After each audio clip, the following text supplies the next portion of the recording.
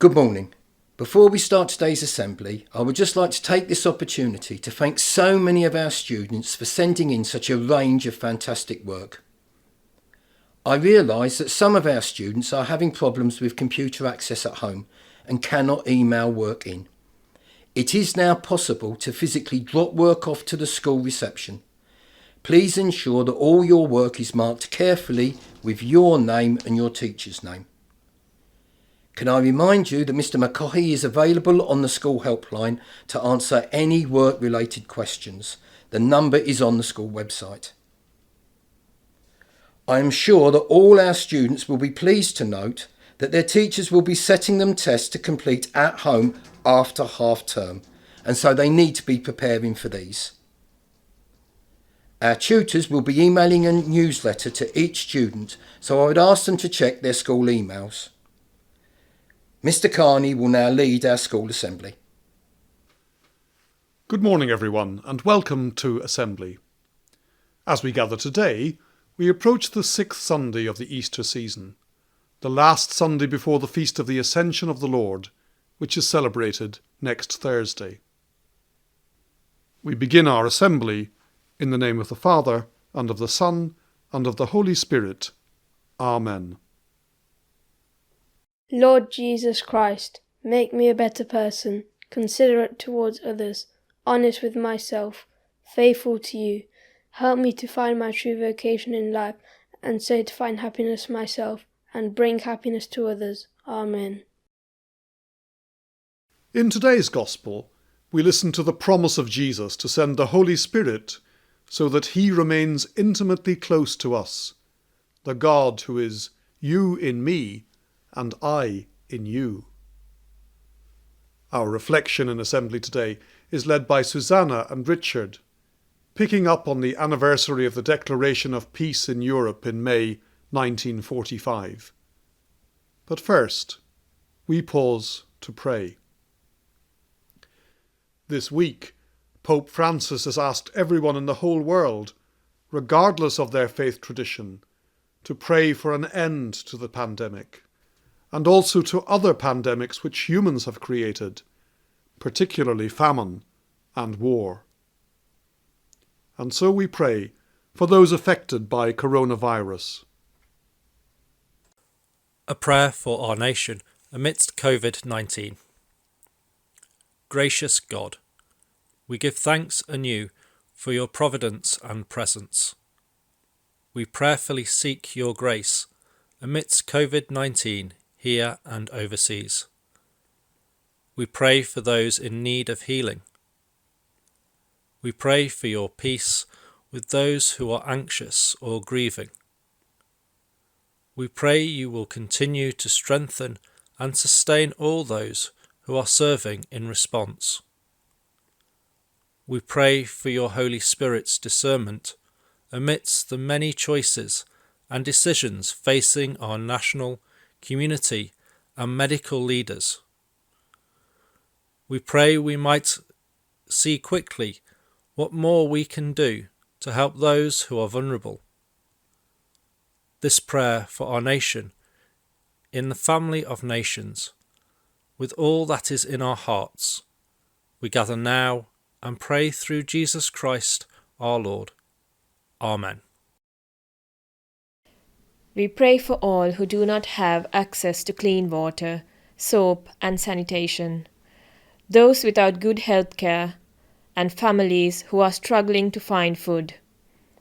May God grant them hope and surround them with signs of love, care and compassion. Lord, in your mercy, hear our prayer. We pray for the world, and particularly for all those in poor countries who are affected by the coronavirus pandemic. May God grant world leaders the wisdom to make decisions that protect the most vulnerable people in our global family. Lord, in your mercy, hear our prayer. A reading from the Holy Gospel according to John. Jesus said to his disciples, "If you love me, you will keep my commandments. I shall ask the Father, and he will give you another advocate, to be with you forever, that Spirit of truth, whom the world can never receive, since it neither sees nor knows him.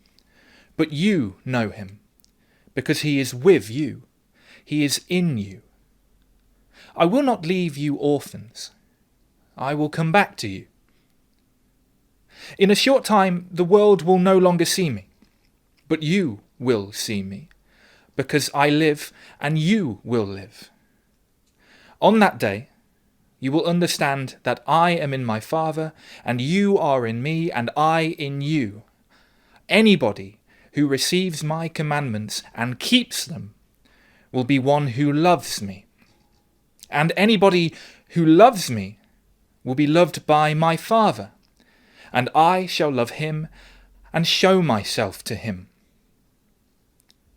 The Gospel of the Lord. Members of our Schola Cantorum are now going to sing a setting of these words of Jesus by the 16th century composer Thomas Tallis, using the language of his day. If ye love me, keep my commandments, and I will pray the Father, and he shall give you another Comforter, e'en the Spirit of truth. If ye love me, keep my commandments,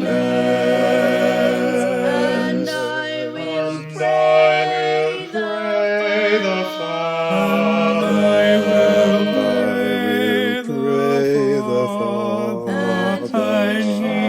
he shall give you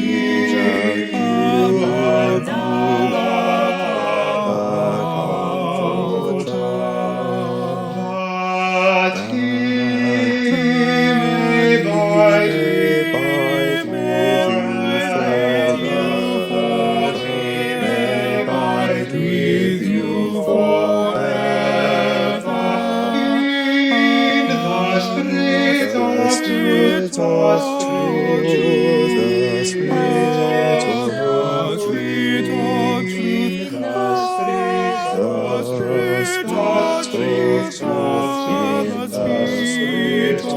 truth, the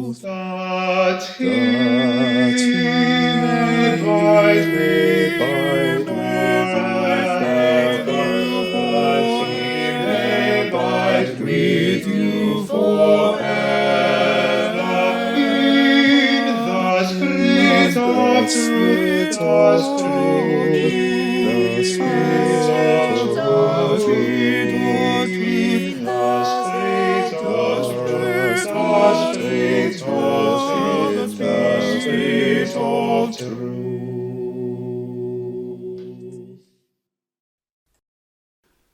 Earlier this year, Susanna and Richard from the sixth form visited the former Nazi concentration camp Auschwitz as part of a group of young people from the East Midlands, led by the Holocaust Memorial Trust. These are their reflections on their experience. Remembering the Holocaust and its modern importance. This March, we had the wonderful opportunity to participate in the Lessons from Auschwitz project done by the Holocaust Educational Trust. The first thing we did on the visit to Poland was go into the town of Oświęcim, a seemingly quiet and lovely town which is now associated with genocide. Before the Holocaust, the town had a very large and prominent Jewish population.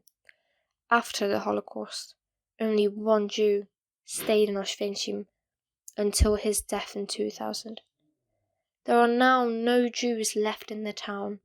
This highlights the absence of presence that the Holocaust had caused.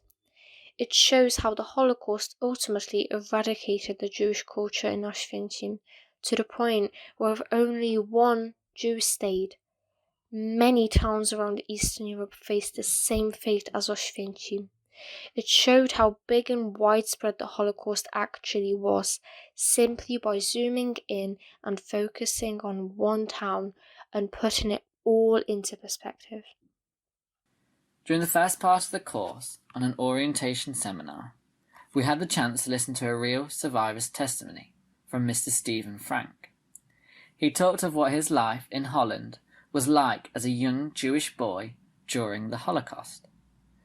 Hearing Stephen Frank's testimony reminded us that the 6 million people that died from the Holocaust were all people, living, breathing human beings, just like us. The thing he had told us wasn't drastically different from the testimonies we'd heard in our history lessons, but it was much more personal hearing it from Mr. Frank. It made us realise that all the Holocaust victims had individual journeys and stories. They all had different experiences and individualities. The testimony gave us an ability to seeing it on a more personal level, to hear one story out of millions. It allowed us to improve our understanding of the Holocaust and how it affected individual people. Then we went to Auschwitz I, the concentration labour camp. We looked at many exhibitions in the museum and talked about what the victims had been forced to face.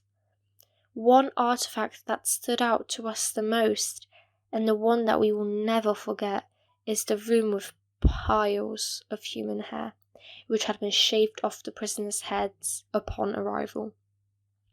We had been shocked beyond words. So many people, individual human beings, had died in the Holocaust, and their hair is the only remainder of them on this earth. We also saw many buildings, such as the hospital, where many horrible tests were carried out on women and children. Some tests were designed to completely sterilise Jewish and Slavic women so that they could not have children. And so, eventually, there would no longer be any Jewish and Slavic people left. There were rooms with piles of suitcases and glasses, and there was even a room with cooking utensils, which had all belonged to the people who were imprisoned in this concentration camp and perished. Each item had a story behind it. Each had a story of their owner. One place that shocked us the most in Auschwitz I was the Book of Names. This book has 4.2 million names of Jews who had perished in the Holocaust. However, you'll notice that 6 million Jews died in the Holocaust, meaning 2 million are left out of this book. This is because there is no record of these people. The book goes on for meters and lists their names, dates, and places of birth of those who died in the Holocaust. Lastly, we went to Auschwitz-Birkenau, where we saw the ruins of gas chambers and crematoria. We saw rows of wooden barracks which the Holocaust victims had slept in. We saw the lavatories, where there was a complete lack of privacy, and saw their showers, which for the first year or so didn't even have proper running water. We looked at the platform on which people were divided and selected, and either sent to work in the camp or to die in the gas chambers. At the very end, there were walls upon walls of photographs of the victims and of what their life had been like before the Holocaust. We say the statistic 6 million so often when talking of the Holocaust, but we don't often think that every single one of these 6 million had a life, a family, a home, just like us, which had been stolen away from them. The Holocaust happened 75 years ago, but that does not mean that we should not remind each other of what had happened. The Holocaust still holds significant relevance to us today in many ways. There is still so much intolerance and hatred in our world. Extremist groups have been promoting hate speeches and hateful, dangerous ideals. Across the globe, there has been a rise of violent acts based on far-right extremist views relating to race, religion, and culture. Believe it or not, there are still signs of anti-Semitism in the UK, be it a hurtful piece of graffiti or abusive behaviour, if not worse, towards Jews. And for what? Just because they are different from those who spread the hatred? Just because they have a different religion? Any form of intolerance and violence because of cultural and religious differences mirror that of the Holocaust, which means that we need to be wary. We cannot allow for a genocide such as this to ever happen again. Moreover, right now there are 200,000 Rohingya people who have fled from Myanmar to Bangladesh, where they live as stateless refugees.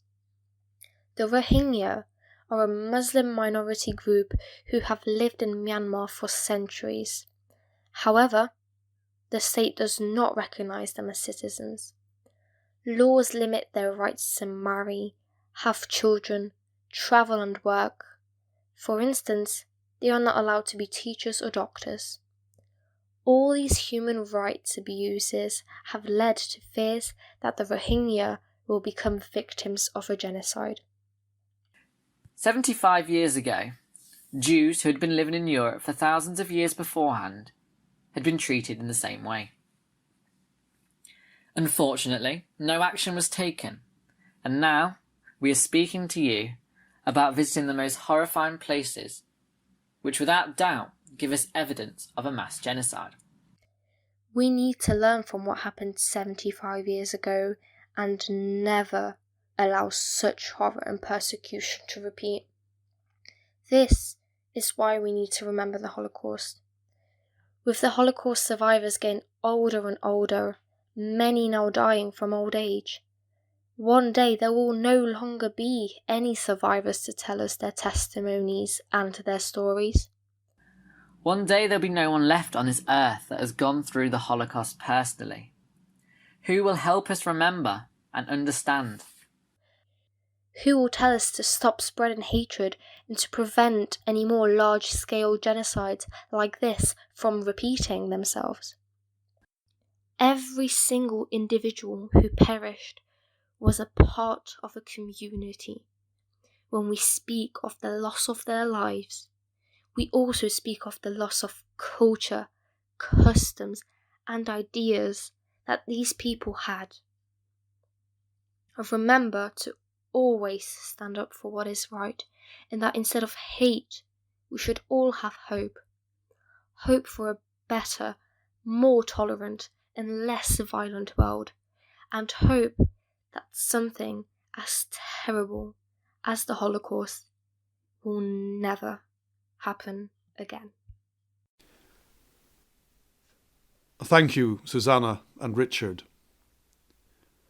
Despite the terrible suffering of the camps, many people clung to their gifts and talents and gave expression to them by making music or art. In one camp, Theresienstadt near Prague, a group of children deported from a Jewish orphanage performed an opera called Brundibar by Hans Krasa. This week, some of our music students have remotely performed the interlude music from Brundibar. As we listen to it, we remember those persecuted then and now for their faith or identity, and pray that all people in our world may be cherished, enjoying human rights and dignities.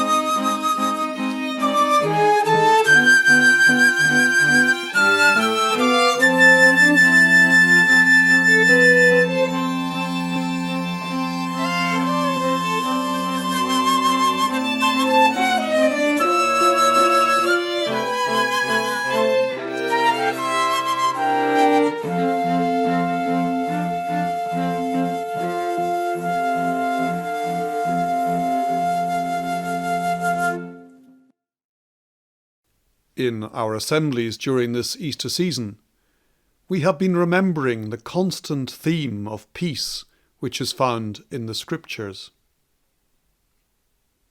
Pope Francis, in a homily this week, said, "The peace which the world gives isolates us from others.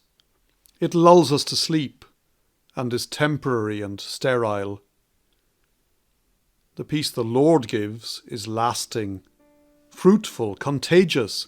It makes us go out to create community. It is filled with hope because it looks towards heaven." The Pope was thinking about and reflecting on this beautiful passage from St. John's Gospel. Jesus said, "Peace I bequeath to you. My own peace I give you. A peace the world cannot give. This is my gift to you. Do not let your hearts be troubled or afraid."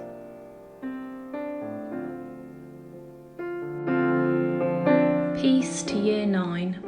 I pray you are all keeping safe, working hard, looking after your mental well-being and using your time carefully. I look forward to a time when I can see you all again, but in the meantime, if you only do one thing today, make sure it is that you believe in yourself. Peace to 9 Campion. I hope you and your families are all well. In these particular circumstances, it is important to spend some time for reflection, thinking about what is important to you and what really matters in your future. Keep working hard and also stay safe. Peace to Year 9. I pray that you keep safe and find ways to help your families. I pray that you work hard and, crucially, that you use this time to come closer to God. Que Dieu vous bénisse. Dear Year 9s, I hope that you are all well and taking good care of yourselves. I look forward to seeing you all soon. Stay safe and stay positive. Peace to you, my fabulous Year 9 group. I hope you're all well and enjoying being creative. Remember that this storm will pass. Love you, Mrs. Chatterson.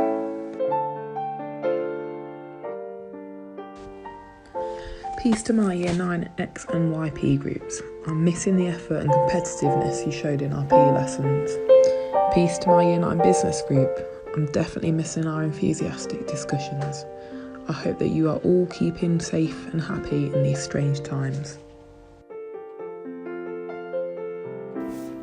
Peace to all of 9 more. Praying you are all safe and well at this time. I hope that you are all spending this time wisely to perhaps learn something new. I hope to see you all very soon, and take care, Mrs. Raja. Peace to Year 9 and to 9 Sharon in particular. May God be with you all, and I look forward to a time when we can meet again soon. Peace to my form group 9 Ward. I never realised how much I would miss your cheerful banter in the mornings.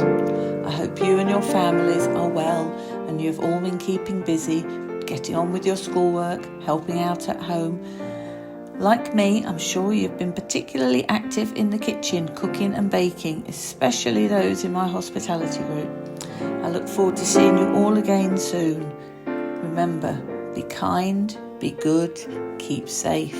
Peace be with you.